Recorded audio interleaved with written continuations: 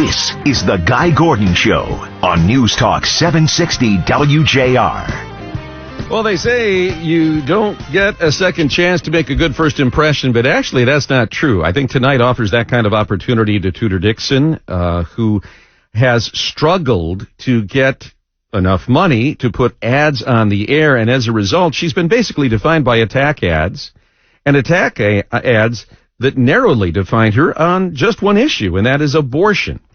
And as a result, she has very high unfavorable ratings. Right now, only 28% of the electorate, according to an Epic MRA poll, view her favorably. 45% view her unfavorably. And 35%, it's very unfavorable. So those ads have taken a toll. Tonight, she has a chance to change the conversation and to introduce herself and to see that she is not a monster here.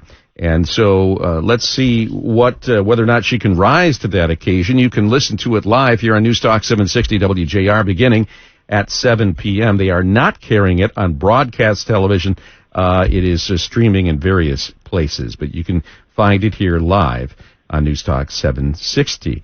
On the 25th, Oakland University will host the debate, and that is where we travel to connect with Professor Dave Dulio, director of the Center for Civic Engagement at Oakland University. David, good afternoon.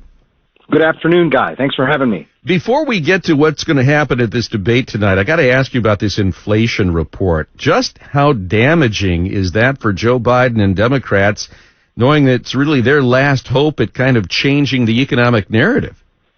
Well, Guy, I think it's pretty bad. We've seen over the last couple of months that Democratic prospects for, say, keeping the control of the U.S. Senate, limiting losses in the U.S. House, that those prospects went up. And that was because conversation turned away from economic issues, away from gas prices, away from food prices, and frankly, toward issues like abortion. And if the economy continues to struggle, which it looks like it is from the inflation numbers you mentioned, right, that's going to turn attention back to the economy, which is an issue that Democrats don't want to be talking about right now. Yeah, coming up in about an hour, we're going to be talking to Bernie Porn from Epic MRA about this new poll that he and the Free Press put in the field that shows this race is narrowing because of the economy. So, and I think that snapshot has perhaps changed even more than what we're going to see from Bernie. So if you're Tudor Dixon tonight, this is a chance to introduce yourself, because she's had low name recognition, and not allow Gretchen Whitmer to define you through one specific lens of abortion. What's mission one for her? Mission one for Tudor Dixon is to knock Gretchen Whitmer off her pedestal and take her down a couple notches. I think, I think you make a great point about introducing herself and telling folks what she stands for. And that's all true. But in doing so, she also needs to change the dynamics of the race, where maybe putting Gretchen Whitmer on the defensive for once in this contest is where we leave the debate. So, if you were prize fighters, you'd say, okay, the guy's got a glass jaw, he's got a soft belly, this is where you should throw your punches. If we were looking at Gretchen Whitmer that way, where does she have some vulnerability? Is it economics? We know the labor force is down by 100,000 workers. We've got 82,000 fewer jobs than when she took office. Is that where Tudor Dixon should be hitting? I think that it starts with that. I think you'll see her talk about maybe trying to link Gretchen Whitmer to Joe Biden. I think, because he is the drag on Democrats across the country. Presidential approval usually is what drives midterm outcomes. And we've seen this through history in Michigan. It can trickle down to state level races here in our state. So I think, she's going to be laser focused on the economy. I think you'll even hear her go back and try to remind folks of the governor's COVID policies. And I think that's where it's going to center. And of course, it depends on what the moderator, Rick Albin, chooses to talk about. Right. Yeah, and a lot of this is going to be Rick directing it. But let me ask you about that, because there is some data out there that suggests that, whether it's COVID, folks are done talking about it, and that they're not necessarily holding Gretchen Whitmer responsible for what happened over those 2 years. I'm not saying everybody, but a significant majority. So is that a good place for her to go, or is that just basically playing to the base?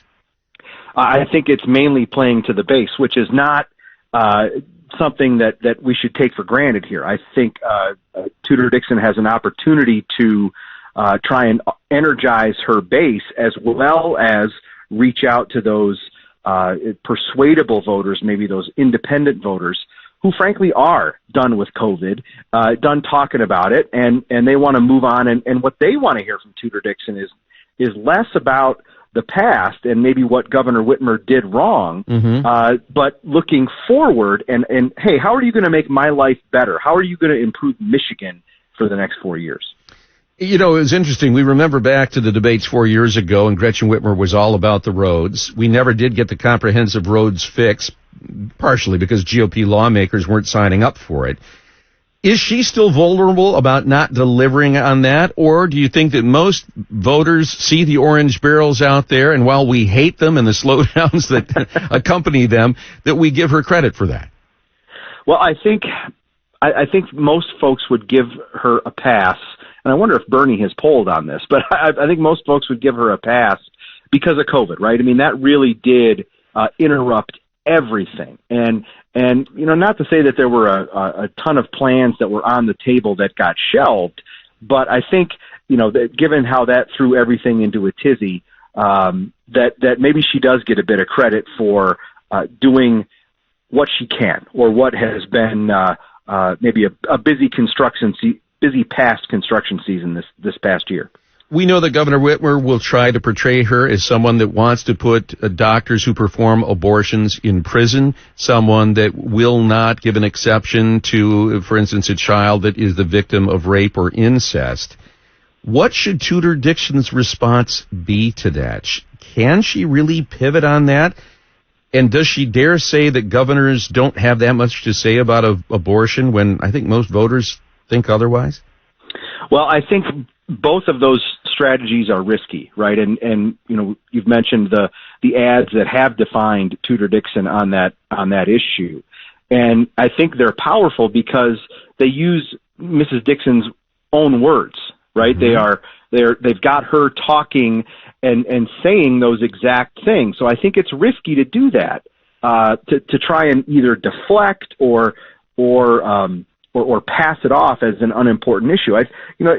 She could try by saying, hey, look, we've got Proposition 3 that's going to be on the ballot. It's really going to be out of my hands. So it really doesn't matter a whole lot what I think personally. Or she could also try the old, the tried and true measure of, hey, look, these are my personal beliefs. I wouldn't impose them on the state. But again, all of that is really tough given the effectiveness of the ads that have been aired by the Whitmer campaign and its allies.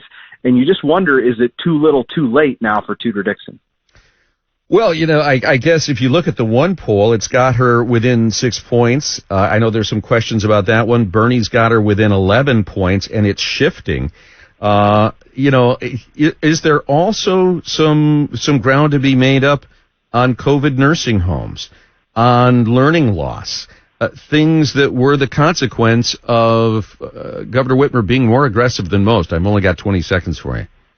I think they can try. I think, what we want to see maybe next week in between the two debates is, hey, how have the polls shifted, if at all, after the first one, going into the second one? That's when we can really see how the race is shaping up. David, we look forward to it. Thanks so much. Thank you, Guy. David Doolittle out at Oakland University. And as I said, you can listen to it all coming up on News Talk 760 at 7 p.m. Now,